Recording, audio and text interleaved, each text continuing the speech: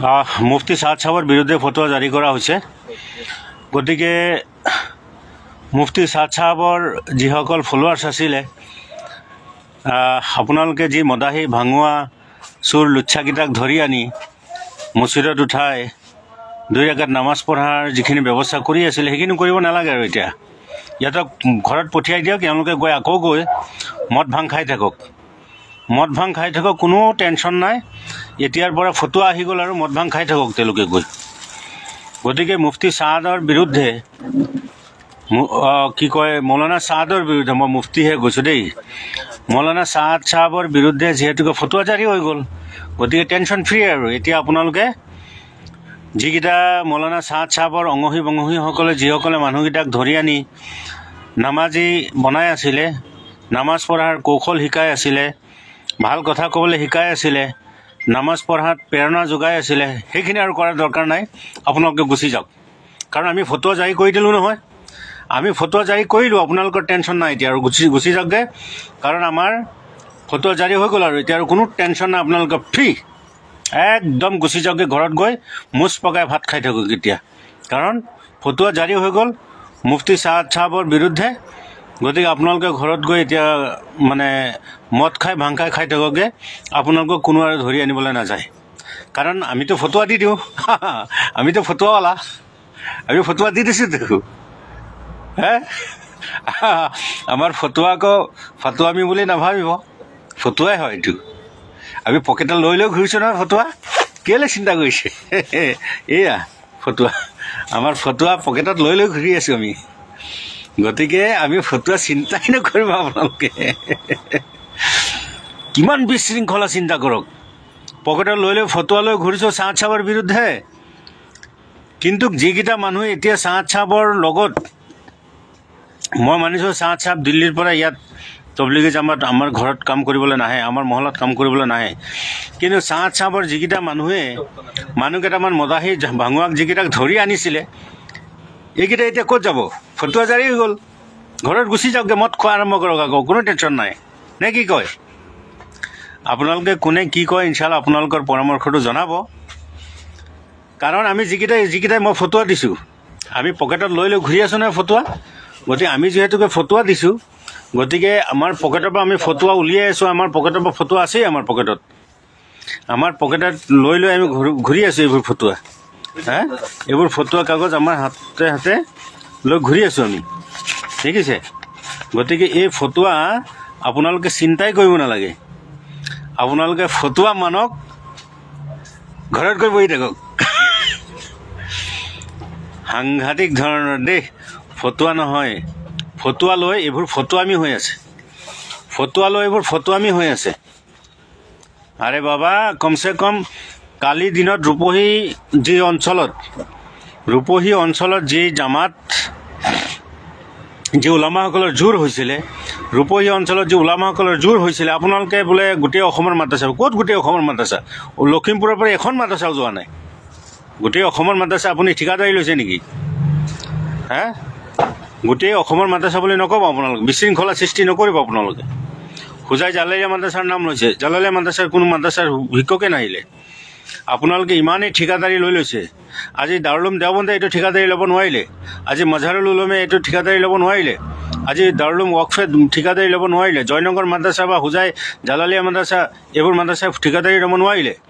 আপোনালোকে ঠিকাদাৰ হ'লগৈ যে আপোনালোকে ছাদ সাহেবৰ বিৰুদ্ধে ফটোৱা দিবৰ কাৰণে। ছাদ সাহেবটো গুমৰাহেই হয়, তাৰ গুমৰাহীত কোন আছে? তাৰ পথভ্ৰষ্টতাত কোন কৈছে? আপোনালোকেহে গৈ আছে, আপোনালোকে ছাদ সাহেবৰ মানে পথভ্ৰষ্টতা প্ৰচাৰ কৰি আছে। আপোনালোকে ছাদ সাহেবৰ পথভ্ৰষ্টতা প্ৰচাৰ কৰি আছে যে ছাদ সাহেবে আমুক কৰিছে, ছাদ সাহেবে তামুক কৰিছে, আপোনালোকে প্ৰচাৰ কৰি আছে।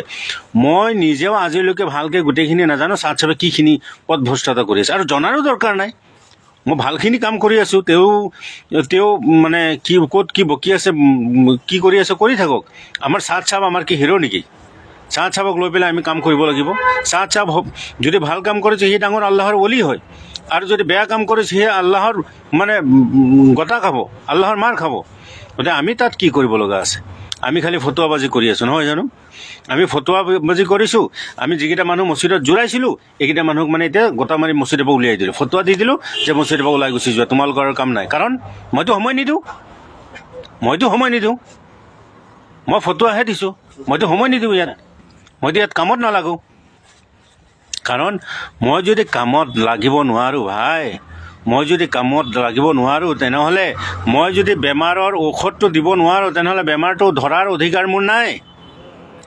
বেমাৰৰ ঔষধটো যদি দিয়াৰ মোৰ অধিকাৰ নাই, বেমাৰৰ ঔষধটো দিয়াৰ যদি মোৰ অধিকাৰ নাই, তেনেহ'লে মোৰ বেমাৰটো ধৰাৰো অধিকাৰ নাই।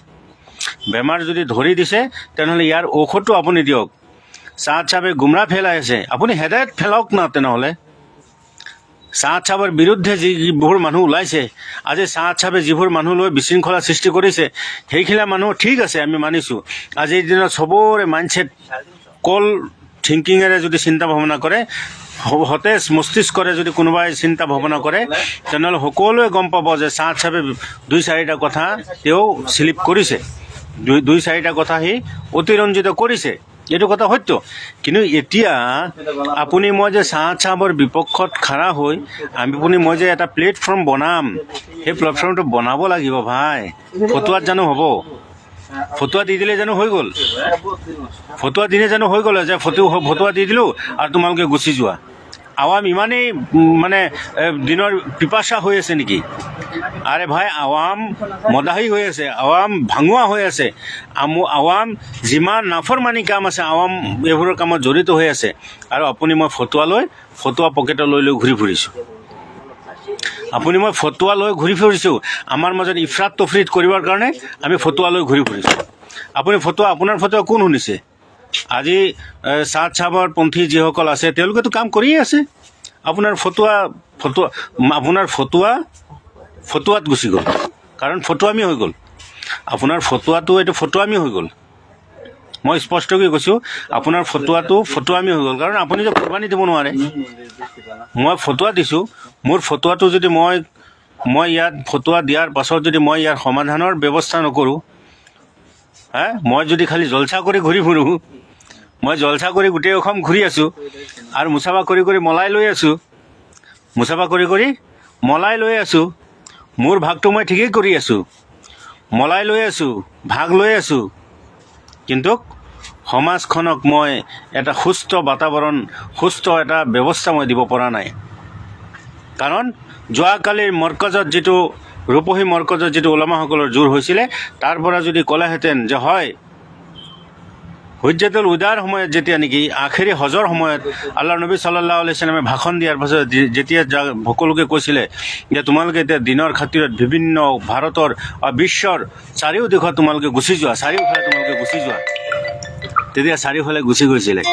যোৱাকালিৰ ফয়চালাটো হোৱাৰ পাছত এইটো বাৰ্তা এটা আহিব লাগিছিলে, এনেকুৱা এটা বাৰ্তা আহিব লাগিছিলে যে এই খবৰটো লৈ সুদূৰ লখিমপুৰলৈ 2টা জামাত, ধুবুৰীলৈ 5টা জামাত, কৰিমগঞ্জত 3টা জামাত, মানকাছাৰত 1টা জামাত, আপোনাৰ কোকৰাঝাৰত 5টা জামাত পঠোৱা হ'ল, এই মানুহখিনি কমচে কম চহী ৰাস্তাটো বুজাই দিবৰ কাৰণে।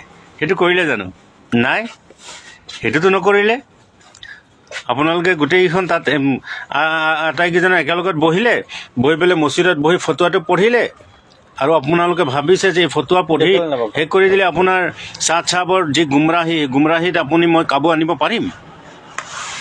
আৰে ভাই, আপোনালোকে ওলাই আহক, আমাৰ নিচিনা মানুহক লওক, আমাৰ নিচিনা গুনাহগাৰক আপোনালোকৰ সহযোগিতা কৰক। মই বাৰম্বাৰ কৈছোঁ যে মৌলানা চাহাদ চাহাবে যি গুমৰাহ কৰি আছে, ইয়াৰ সমাধান লাগিবই। কিন্তু সেইটোৰ কাৰণে আমাৰ যিসকলে আজি ফটোৱা লৈ ঘূৰি আছোঁ, আমি সেইসকলে ভাই কুৰবানী লৈ ওলাব লাগিব।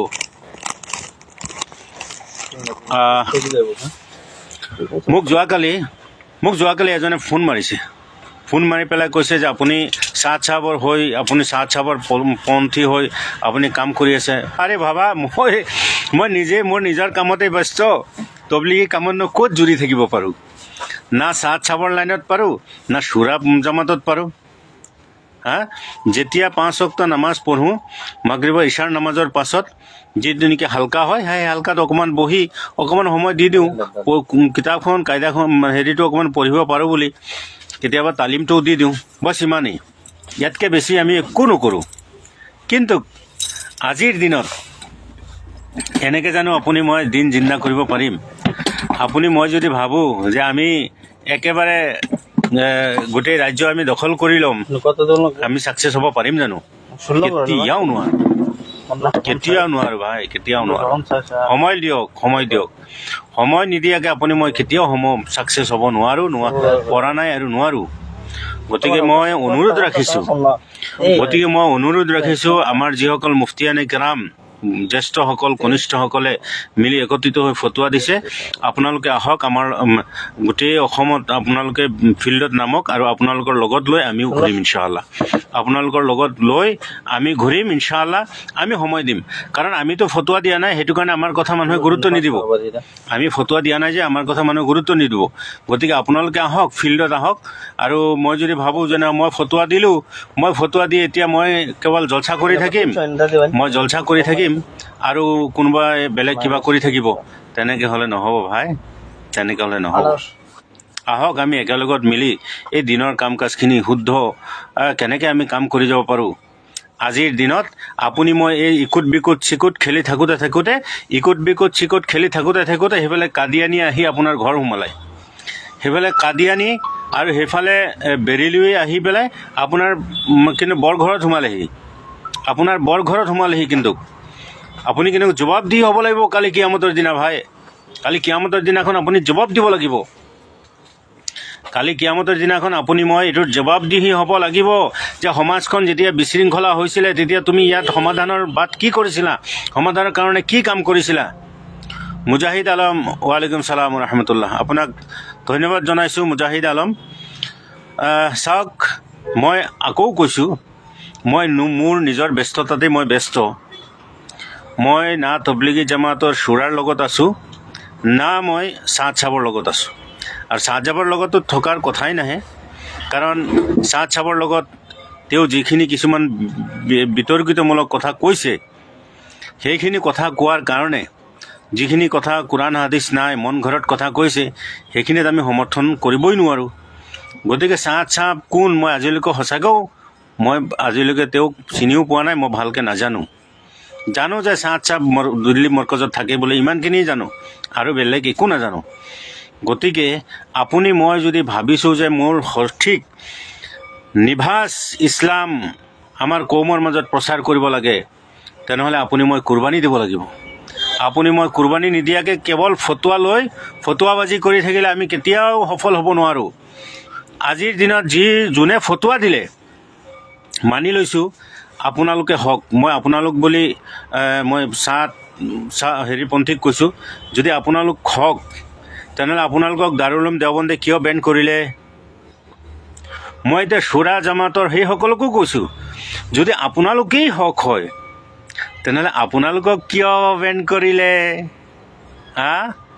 তেনেহ'লে আপোনালোকক কিয় বেন কৰিলে? আপোনালোকক দুয়োটা জামাততেই বেন কৰি দিলে। এনেকুৱাতো নহয় যে মুফতি দাৰুল উলুম দেওবন্দে ফটোৱা দি দিলে আৰু ফটোৱা দি পেলাই দাৰুল উলুম দেওবন্দে শুৰা জামাতৰ লগত সহযোগিতা কৰি দিলে, দাৰুল উলুম দেওবন্দক শুৰা জামাতক দাৰুল উলুমত অহাৰ কাৰণে অনুমতি দি দিলে, জানো কৰিছে? নাই কৰা। গতিকে নিশ্চিতভাৱে এইখিনি কৰা নাই।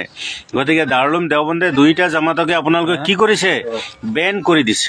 দুইটা জামাতকে আপোনালোকক বেন কৰি দিছে, কাৰণ তোমালোকৰ কাজিয়া তোমালোকে মিটমাট কৰি আহা। তোমালোকে যদি মিটমাট কৰি আহা তেনেহ'লে তোমালোকৰ লগত মই আছোঁ। দাৰুল উলুম দেওবন্দে স্পষ্ট ক'লে, তোমালোকে যদি মিটমাট কৰি আহা, মিলিজুলি আহা, তেনেহ'লে তোমালোকৰ লগত আমি আছোঁ, আৰু যদি তোমালোকে মিটমাট কৰি নাহা তেনেহ'লে তোমালোকৰ লগত আমি নাই। গতিকে মই অনুৰোধ জনাইছোঁ যে আমি ভাই তবলিগৰ কাম কুৰবানীত হ'ব, কষ্টত হ'ব, ত্যাগৰ বিনিময়ত হ'ব। মোৰ নিচিনা জানো এই ফেচবুকত পকাই থাকিলে মোক নিজকে মই ইটিকিং কৰিছোঁ, মোৰ নিচিনা এই পেকনিয়ে কোনো লাভ নাই। মোৰ নিচিনা এই পেকনিয়ে কোনো লাভ নাই। মই যদি কুৰবানী দিব পাৰোঁ, মই যদি সময় দিব পাৰোঁ, মই যদি জান মাল সময় যদি লগাব পাৰোঁ, তেনেহ'লে মই যিটো লাইনতেই নাযাওঁ কিয় মই সেইটো লাইনতে সফল হ'ম। আজিৰ দিনত আফচোচৰ সৈতে ক'ব লাগে যে আজিৰ দিনত আমাৰ লখিমপুৰ ডিষ্ট্ৰিক্টত কোনো এখন মছজিদত শুৰাপন্থী নাই, কোনো এখন মছজিদত শুৰাৰ জামাতৰ আমাক ৰাহবৰী কৰা, আমাক কথা কোৱা কোনো নাই। মোক যোৱাকালি এজন সতীৰ্থ হৈ বন্ধুৱে ফোন মাৰিছে, ফোন মাৰি পেলাই কৈছে যে এই দায়িত্বটো আপোনাৰো হয়। মই কৈছোঁ মই জানো ফটোৱা দিছোঁ, মোৰ কেলৈ দায়িত্ব? মইতো মোৰ দায়িত্ব আদায় কৰি আছোঁ, মোৰতো দায়িত্ব নহয়, কাৰণ মইতো ফটোৱা দিয়া নাই। মই যদি ফটোৱা দিলোঁহেঁতেন তেনেহ'লে ইয়াৰ দায়িত্ব সহকাৰে মই কাম কৰিলোঁহেঁতেন। গতিকে ফটোৱা তুমি দিছা, তুমি দায়িত্ব সহকাৰে আহা, ওলাই আহা, তুমি ফিল্ডত আহা। গতিকে তুমি ফিল্ডত নাহি তুমি খালি ফটোৱা দি থাকিবা আৰু সমাজখন বিশৃংখলা কৰি থাকিবা, ভাঙি পাতি নষ্ট কৰি পেলাবা। সেইখিনিত আমিতো চুপ হৈ বহি নাথাকোঁ। আমাৰ বকনিখিনিও আমি বকিম, আমাৰ ক'ব লগাখিনি আমি কৈ থাকিম তোমাক। কাৰণ ৰাতি হ'লে মানুহে কি কয়, অসমীয়া ভাষাত এষাৰ কথা আছে যে ৰাতি হ'লে 10 হাল বায়, ৰাতি হ'লে 10 হাল বায়, দিনত হ'লে 1 হালো নাই। ৰাতি হ'লে 10 হাল বায়, দিনত হ'লে 1 হালো নাই। ৰাতি হ'লে আমি গোটেই হাল বাই দিছোঁ, আমি গোটেই খেতি বাতি যিমান চহাব লাগে গোটেই চহাই খেতি হাল মাৰি কমপ্লিট কৰি দিছোঁ, কিন্তু দিনত হ'লে 1 হালো নাই। গতিকে সেই তেনেকুৱা হৈছে। আমি ফটোৱা লৈ মুফতি চাহাবে আমুক কৰিছে তামুক কৰিছে, চলো আমুক ঠেলো, আমুক আমুক কলাও তামুক কলাও, চব বকি আছোঁ, কিন্তু কামৰ ক্ষেত্ৰত মেকুৰী ডিঙিত টিলিঙা বান্ধিবলৈ কিন্তু কোনো নাই। মেকুৰী ডিঙিত টিলিঙা বান্ধিবলৈ কোনো নাই, কুৰবানীৰ বেলিকা কোনো নাই, ফটোৱাৰ বেলিকা চবেই ৱাহ ৱাহ মই আছোঁ ফটোৱা, মই মুফতি হয়, মই মহাদিছ হয়, ডাঙৰ বাপৰে বাপ, কিন্তু কামৰ বেলিকা কোনো নাই। গতিকে মই সেইসকল অসমৰ ওলামাসকলক মই অনুৰোধ জনাম, যিসকলে ভাবিছে, যিসকল ওলামাসকল মাদ্ৰাছাৰ লগত জড়িত হৈ আছে আৰু আপোনালোকে ভাবিছে যে সঁচাকৈ ইছলামৰ নিভাজ, ইছলামৰ প্ৰচাৰটো কমচে কম অসমত হওক, তেনেহ'লে কমচে কম আপোনালোকে এই জামাতৰ কামৰ লগত একেবাৰে জড়িত হৈ পৰক। যদি 100% জড়িত হ'ব নোৱাৰেও, কমচে কম এছাৰ সময়ত প্ৰত্যেকটো মছজিদতে দাৱাত তালিম ইস্তেকবাল মুছৱাৰা হয়, তাৰ লগত যদিও জড়িত থাকে তেনেহ'লে আপুনি য'ত থাকিব, আমাৰ আৱাম ইমানখিনি মোৰ বিশ্বাস আছে, অসমৰ মুছলমান সমাজ, অসমৰ আৱাম ইমান উদ্ভণ্ডালী নহয় যে অসমৰ ওলামা সমাজ এটা মজলিছত বহিব আৰু ওলামা সমাজে কিবা এটা কথা কোৱাৰ পাছত সেইটো কথাৰ ওপৰত গুৰুত্ব দিয়া নহ'ব। ইমান বিশৃংখলা আমাৰ সমাজত ইছলাম ধৰ্মাৱলম্বী বা আমাৰ আৱাম নহয়। গতিকে আপুনি যদি প্ৰতিটো মছজিদতে বহক, আপুনি যিকোনো মছজিদতে বহক, বহি লৈ আৱামক আপুনি কওক যে ভাই এই ছাদ চাহাবে যিটো এই কিছুমান কথা ইলিগেল কৰি আছে, গতিকে ব'লা তোমালোকে এতিয়াৰ পৰা শুৰা জামাতৰ লগত কাম কৰা। কামখিনি একেই, কাম সিহঁতেও যিখিনি কৰিছিলে এওঁলোকেও ছেম একেখিনি কাম, একে কেটেগৰীৰে কাম, একে দাৱাত তালিমৰ কাম, একে 3 দিন লগোৱা, 4 মাহ লগোৱা, 1 চিলা লগোৱা, মছুৰাত যোৱা, মহিলাক লৈ যোৱা, আমুক এইটো সেইটো চব একেখিনিয়ে কাম। গতিকে আমি যদি এইখিনি কৰিব পাৰোঁ তেনেহ'লে আমি সফল হ'ব পাৰিম। আনহাতে আমি যদি ভাবোঁ যে আমি ফটোৱা দি আৱামক যদি আমাৰ ওচৰৰ পৰা খেদি দিব বিচাৰোঁ, তেনেহ'লে অহা দিনত যদি আৱামে ক্ষমা কৰিব, অহা দিনত যদি আৱামে উগ্ৰমূৰ্তি ধাৰণ কৰে, অহা দিনত আৱামে যদি উগ্ৰমূৰ্তি ধাৰণ কৰে, তেনেহ'লে কিন্তু আপুনি কোনো ধৰণৰ উত্তৰ দিব নোৱাৰিব, আপুনি সমাজখনক কোনো ধৰণৰ উত্তৰ দিব নোৱাৰিব। কাৰণ আপুনি আমাৰ যিসকল মাদ্ৰাছাৱালা আছে, মাদ্ৰাছাৱালা আৱামৰ ওচৰত একমাত্ৰ কালেকশ্যনটো বাদে বাকী কি উদ্দেশ্যৰে যায় কওকচোন? কোৰআন হাদিছৰ মই আজি এবছৰ পূৰ্বে সদৌ অসম তঞ্জিম মাদাৰিছে কৌমিয়াৰ এটা প্ৰগ্ৰাম আছিল। সদৌ অসম তঞ্জিম মাদাৰিছে কৌমিয়াৰ এটা প্ৰগ্ৰামত মই নিজৰ তাত এটেণ্ড আছিলোঁ। তাত মৌলানা আব্দুল কাদিৰ কাশ্মী চাহাবে স্পষ্টকৈ কৈ আছিলে যে আপোনালোকে যি মাদ্ৰাছা আছে, যিখন গাঁৱত মাদ্ৰাছাখন আছে, আপোনালোকৰ গাঁৱৰ চাৰিওফালে যিকেইখন মক্তব আছে, কমচে কম সেই মক্তবকেইখনৰ আপোনালোকে জায়েজা ল'ব। মক্তবকেইখনৰ পঢ়া শুনা কেনেকুৱা চলি আছে, তাৰ মাছুম বাচ্চাসকল কোৰআন হাদিছৰ পৰা বিমুখ হৈছে নেকি, কোৰআন হাদিছৰ পৰা আঁতৰি গৈছে নেকি, এই কথাখিনিৰ ওপৰত তোমালোকে নজৰ ৰাখিবা। কাৰণ কৌমি মাদ্ৰাছাৰ পৰা নিভাজ ইছলামটো প্ৰচাৰ হয়। নিভাজ ইছলামটো যিহেতু কোৰআন হাদিছটো এই কৌমি মাদ্ৰাছাসমূহৰ পৰা প্ৰচাৰ হয়, গতিকে আপোনালোকে মক্তবসমূহত খেয়াল ৰাখিব।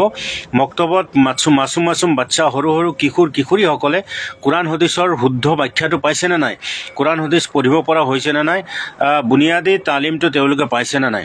যদি পাইছে তেনেহ'লে আপোনাৰ মাদ্ৰাছাৰ কিছুটো দায়িত্ব পূৰা হৈছে বুলি আপুনি ভাবিব। গতিকে আমি চাওকচোন, আমি কেইখন মাদ্ৰাছাই এইখিনি কাম কৰিছোঁ। মুষ্টিমে 2-4টা মাদ্ৰাছা ওলাব বা ব্যক্তি বিশেষ কোনোবা এনেকুৱা হ'ব পাৰে ব্যক্তি বিশেষে হয়তো কোনোবাই বহুত ভাল কৰি আছে কোনোবাই অলপ কৰি আছে কোনোবাই একো কৰিব পৰা নাই কাৰণ মোৰ এটা নিচা আছে যে মই মক্তবসমূহত যাওঁ মই মক্তবসমূহত পৰিদৰ্শন কৰোঁ মক্তবসমূহত বাচ্চাসকলৰ লগত ধেমালি কৰি আনন্দ ফূৰ্তি কৰি মই ভাল পাওঁ গতিকে সেইখিনি কথাকে আপোনালোকক জনালোঁ ইনশাআল্লাহ গতিকে আপোনালোকে দোৱা কৰিব আৰু আমাৰ মাজতে ইফৰাত তবৰিত নাইকিয়া হওক তাকে মই কামনা কৰি মোৰ আজিৰ চমু দুআষাৰ ক'ব লগা মই ইমানে শেষ কৰিছোঁ ধন্যবাদ